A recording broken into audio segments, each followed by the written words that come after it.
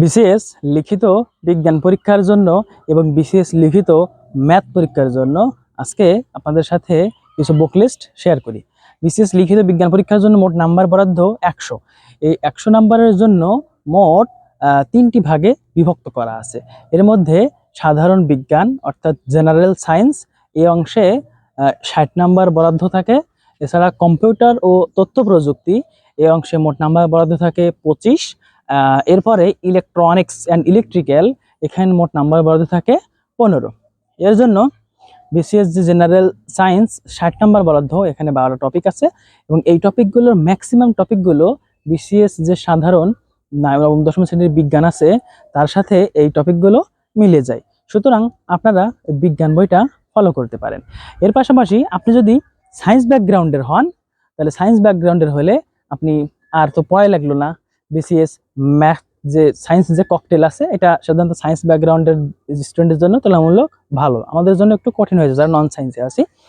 আর যারা নন science background তারা science hour বইটা দেখতে পারেন। এই বইটা তুলনামূলক নন সায়েন্স ব্যাকগ্রাউন্ড স্টুডেন্টের একটু বুঝতে সুবিধা হয়। ইলেকট্রিক্যাল অ্যান্ড ইলেকট্রনিক্স এখান থেকেও দেখতে পারেন, কিংবা আপনারা ইন্টারমিডিয়েটের বই থেকেও দেখতে পারেন। আর কম্পিউটার তথ্য প্রযুক্তি আপনারা ইন্টারমিডিয়েট যে তথ্য প্রযুক্তি এবং কম্পিউটার যেটা রয়েছে প্রকৌশলী মুজিবুর রহমানের এই বইটা আপনারা দেখতে পারেন। এই বইটা প্রিলি এবং রিটেন দুটোই কভার করবে ইনশাল্লাহ। এই হলো বিজ্ঞান পরীক্ষা অর্থাৎ বিজ্ঞান লিখিত পরীক্ষার বুক লিস্ট। এবার আসেন বিসিএস লিখিত গণিত পরীক্ষার জন্য আমরা কোন কোন বই ফলো করতে পারি। সাধারণ গণিত এবং উচ্চতর গণিত এই দুটো গণিতের সমাবেশেই কিন্তু মোট 50 নম্বরের লিখিত গণিত পরীক্ষা অনুষ্ঠিত হয়।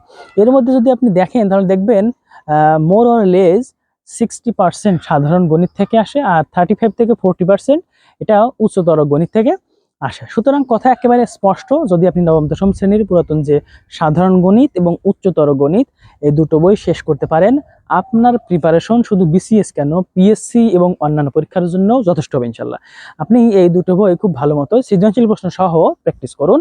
আর এর পাশাপাশি আপনি যদি মনে করেন না আমি একটু বিগত সালের প্রশ্ন অ্যানালাইসিস করে দেখব, তাহলে আপনি আশরাফুলের ম্যাথ ককটেল যে লিখিত আছে এই বইটা দেখতে পারেন।